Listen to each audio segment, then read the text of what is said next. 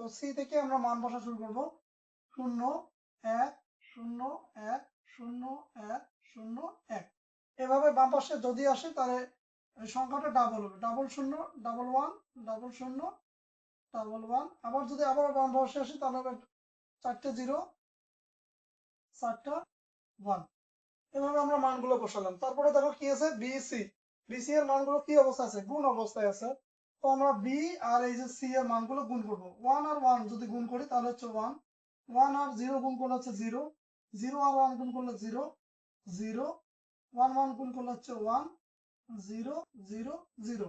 এখন দেখো আউটপুটের মধ্যে কি আছে, বিসি আর তার সাথে যোগ আছে এ। বিসি অর্থাৎ এই ঘর এই সারির মান আর এই সারির মানগুলো যোগ করতে হবে। এখন তোমার 0 0 যদি যোগ করি 0 হয়, 0 0 আবার যোগ করলে 0, 0 0 আবার যোগ করলে 0, 0 আর 1 যদি যোগ করি তাহলে হচ্ছে 1। আবার দেখো 1 আর 0 যোগ করলে হচ্ছে 1, আবার 1 আর 0 যোগ করলে হচ্ছে 1, 1 আর 0 যোগ করলে হচ্ছে 1, 1 1 যোগ করলে 1।